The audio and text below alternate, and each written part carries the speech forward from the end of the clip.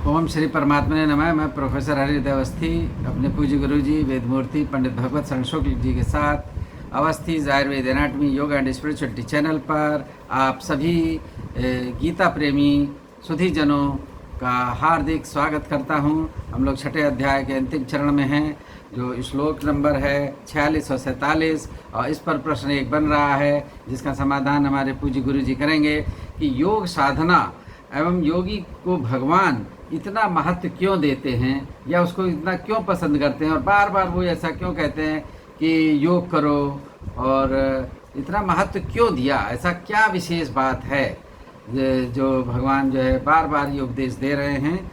तो इस पर जो है गुरु जी से निवेदन है कि वो अपने ज्ञान की वर्षा करें। प्रपन्न पारिजाताय तोत्र वेत्रैक पाणये ज्ञान मुद्राय कृष्णाय गीतामृत दुहे नमः। वसुदेव सुतं देवं कंस चाणूर मर्दनम देवकी परमानंदम कृष्णम वंदे जगद्गुरु। इस चैनल का अवलोकन कर रहे सभी विद्वद्गण, सभी छात्रवृंद, सभी जिज्ञासु सज्जनगण और इस चैनल के संस्थापक तथा प्रबंधक आचार्य हरिहृदय अवस्थी जी। आज का प्रश्न है कि भगवान ने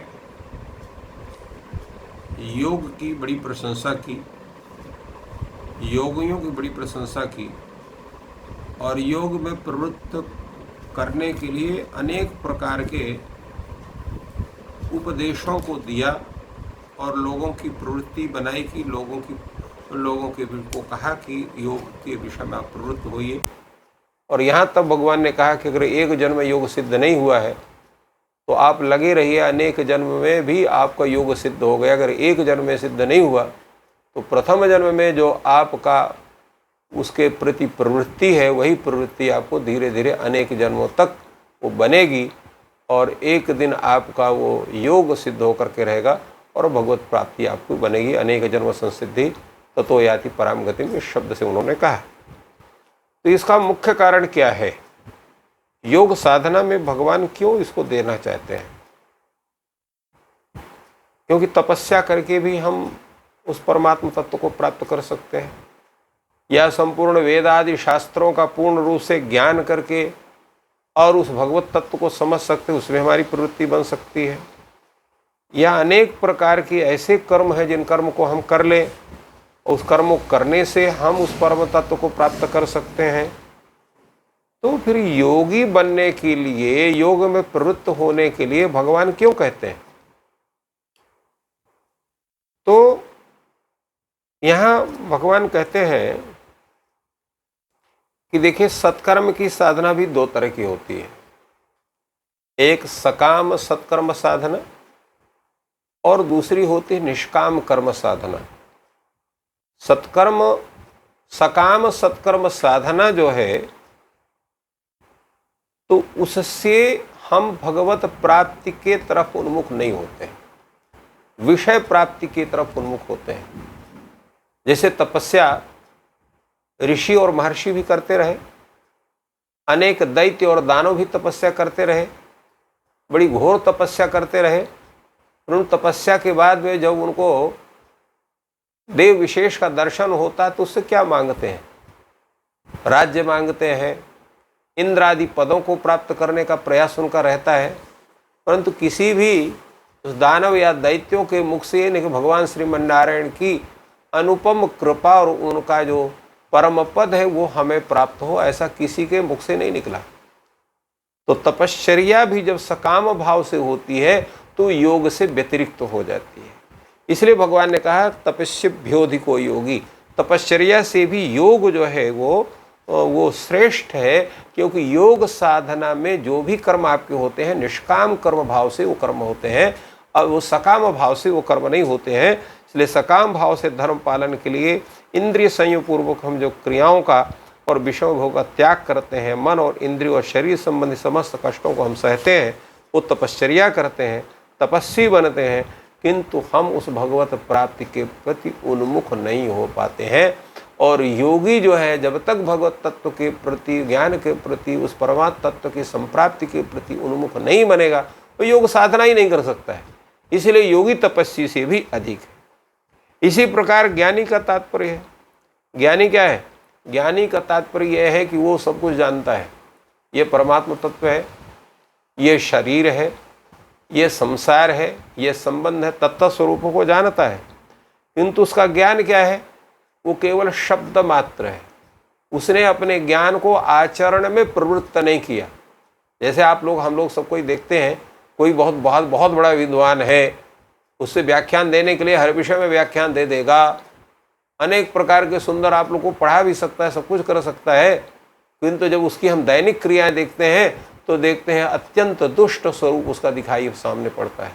क्योंकि उसने ज्ञान को क्रिया में नहीं परिवर्तित किया, आचार में परिवर्तित नहीं किया। उसकी जितनी प्रवृत्ति है वो तामसी प्रवृत्ति बन रही है, राजसी प्रवृत्ति बन रही है, सात्विक प्रवृत्ति नहीं बन रही है।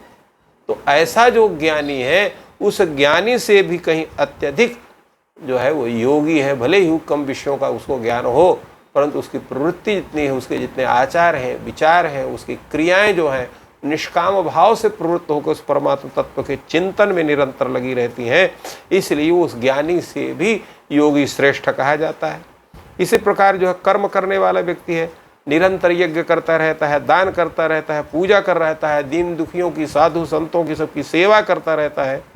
और किंतु उन सबसे वो चाहता क्या है कि हम जो यज्ञ कर रहे हैं, जो दान कर रहे हैं, पूजा कर रहे हैं, भगवान की सेवा कर रहे हैं, दीन दुखियों सबकी सेवा कर रहे हैं, इसके बदले भगवान हमको खूब ऐश्वर्यशाली बना दें, हमको उत्तम स्वर्गादि लोकों की प्राप्ति करावें। अर्थात उसके जितने भी ये शुभ कर्म हैं वो केवल उत्तम लोकों की प्राप्ति के लिए, अर्थात सकाम भाव से हो रहे हैं। और जैसे हमने कहा कि योग की प्रवृत्ति बिना निष्काम भाव की साधना की संभव ही नहीं। इसलिए ऐसा जो कर्म करने वाला, सत्कर्म करने वाला व्यक्ति है, उससे भी कहीं अधिक योगी माना जाता है। इसलिए भगवान ने कहा कि इस तरह से तपस्वी बनना, इस तरह से ज्ञानी बनना, इस तरह से अनेक प्रकार के सत्कर्मी बनने की अपेक्षा योग करना सर्वश्रेष्ठ है। कि जब आप योग करते हैं तो निष्काम भाव कर्म से आप उस क्रिया को करते हैं, जिसके कारण से आपकी प्रवृत्ति पूर्ण रूप से परमात्म चिंतन में ही पूर्ण होती है। आपकी स्थिति जो है वो बाह्य स्वरूप में नहीं होती है, इंद्रियों के विषयोपभोग पर आपकी प्रवृत्ति नहीं होती है, स्वर्गादि लोकों की प्राप्ति की कामना आपकी नहीं होती है, क्योंकि आपकी साधना जो है वो प्रारंभ होती है कर्मयोग से। कर्मयोग के द्वारा ज्ञान योग, ध्यान योग और भक्ति योग, इनकी साधना से आप अपने को पवित्र करके और उस परमात्म तत्व को प्राप्त करते हैं। इसलिए भगवान ने कहा कि योगी होना सर्वश्रेष्ठ है। दूसरा भगवान ने इसी में कहा कि योगी नाम अपनी सर्वेशाम मद्गते नांतरात्मन श्रद्धावान भजते यो माम समय युक्त तमो मम तमतः। अब योगी भी है, बहुत सी सिद्धियों ने योग साधना से प्राप्त कर ली, परमात्म तत्व का चिंतन भी निरंतर करते हैं, किंतु उनमें भी एक स्वरूप है। क्योंकि परमात्म तत्व चिंतन में युक्त हो करके केवल उतने में ही सीमित हो जाते हैं, उनका पूर्ण समर्पण उस परमात्मा के प्रति नहीं हो जाता।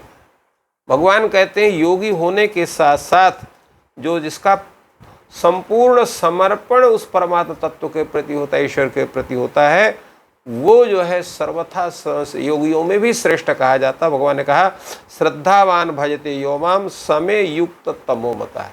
श्रद्धावान का और भजन का तात्पर्य क्या हुआ कि श्रद्धावान होना, उस परमात्मा के प्रति जो है श्रद्धा के साथ साथ अत्यंत विश्वास आपको हुआ।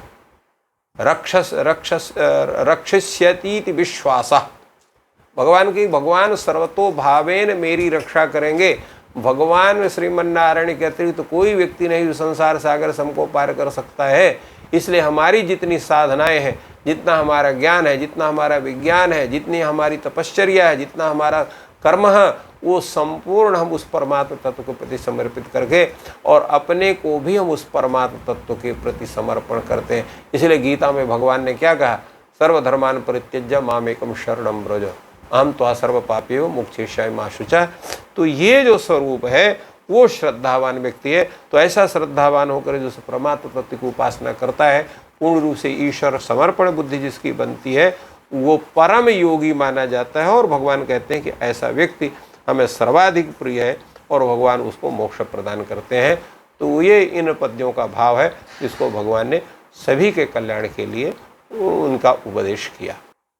तो बहुत ही सुंदर विवेचन गुरुजी ने किया कि भगवान या परम तत्व को योगी क्यों प्रिय हैं, और योगियों में भी जो है श्रद्धावान और जो निष्काम कर्म योगी हैं, क्योंकि जो हम लोग कोई भी कार्य कर रहे हैं जो तपस्या है, और या जो हम कह रहे हैं कि सकाम कर्म हैं जो दूसरों के लिए, तो उससे जो अगर कोई कामना करते हैं तो वो योग उतना अच्छा नहीं माना जाता। अच्छा तो वो है ही है, क्योंकि कुछ तो भला कर रहे हैं, समाज का भले से काम कर रहे हैं, लेकिन उसमें भी जो उससे भी श्रेष्ठ है वो है निष्काम कर्म। तो निष्काम कर्म करते हुए और फिर ज्ञान, और ज्ञान के बाद जो है भक्ति, तो उससे जो भक्ति के लिए भी कहा कि श्रद्धावान होना। तो श्रद्धावान एक बहुत ही इम्पॉर्टेंट बात गुरुजी ने बताई। तो इस प्रकार से भगवान को ऐसे ही लोग प्रिय हैं जो योगी हैं, श्रद्धावान हैं और निष्काम कर्म में उनकी प्रवृत्ति है। तो ये बहुत ही सुंदर विवेचन हुआ। अब हम गुरुजी से प्रार्थना करेंगे कि 2 मिनट में इसका उपसंहार बता दें। इसका मुख्य रूप से उपसंहार यही है कि निष्काम भाव से योगी की साधना होती है और इसके बाद वो ज्ञान योग और ध्यान योग के द्वारा उस ब्रह्म भाव को प्राप्त करता है, और भक्ति का जो स्वरूप उसके अंदर उत्पन्न होता है तो भक्ति योग के द्वारा पूर्ण समर्पण उस परमात्मा के प्रति व्यक्ति का बनता है। तो योगी सर्वथा सर्वोत्तम इसलिए कहा जा सकता है क्योंकि उसकी जितनी प्रवृत्ति होती है वो सकाम भाव से कहीं भी नहीं होती है, चाहे वो योग साधना में के स्वरूप में वो चाहे तपश्चर्या हो, चाहे ज्ञान का साधन हो, चाहे अनेक प्रकार के सत्कर्म का विधान हो। इसलिए उनका सबका जो स्थिति है सकाम भी हो सकती है, किंतु योग का जितनी क्रियाएं हैं वो निष्काम भाव होगी। अब योगियों में भी 2 तरह के स्वरूप हो सकते हैं, एक जो है सगुणोपासक, एक निर्गुणोपासक। जो निर्गुणोपासक योगी है वो परमात्म तत्व का चिंतन तो करता रहता है, उसकी श्रद्धा भी बहुत रहती है, किंतु सगुणोपासक की स्थिति में उसका समर्पण पूर्ण रूप से होता है। तो ये समर्पण जो है वो सगुण भाव में ही होता है। इसलिए जो भगवान जो है यहाँ कहा कि जो है श्रद्धावान भजति यो माम, माम माम परमात्मानम सगुण स्वरूप संपन्नम भगवंतम श्रीमन्नारायणम। भगवान श्रीमन्नारायण को सगुण रूप से उपासक करता है। ये भगवान का स्वरूप क्या है? वो निरतिशय ज्ञान, शक्ति, ऐश्वर्य, वीर, तेज आदि के जो परम आश्रय हैं, जो परम सुंदर है, परम मधुर है, परम उदार है, परम दयालु है, परम सुहृद है, परम प्रेमी है और दिव्य अचिंत्य स्वरूप वाले ऐसे नित्य सत्य अज अविनाशी सर्वांतर्यामी और सर्वज्ञ सर्वशक्तिमान सर्व दिव्य गुणालंकृत सर्वात्मा अचिंत्य महत्व महिमान्वित ऐसे जो अनेक प्रकार की लीला करने वाले हैं, जो भक्तों के प्रति हमेशा भक्त वत्सल है, ऐसे रसमय रस सागर भगवान श्रीमन्नारायण का जो सगुण स्वरूप है उसके प्रति श्रद्धावान होकर जो पूर्ण समर्पण भाव होता है, तो ऐसा जो योगी है वो योगियों में श्रेष्ठ कहा गया। ये भगवान का कथन है।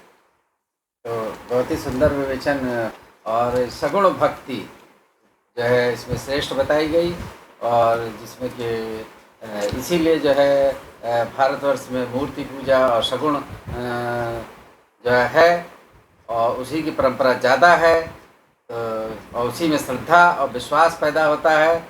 ये प्रैक्टिकल बात देखने में आती है। अगर ये चर्चा आप सभी को पसंद आ रही है तो कृपया चैनल को सब्सक्राइब करें, अपने मित्रों में शेयर करें, और जो नए जुड़े हैं वो कृपया अभी तक चैनल अगर सब्सक्राइब नहीं किया तो कृपया चैनल को सब्सक्राइब कर लें और जो है ज्ञान को शेयर करें। Thank you all.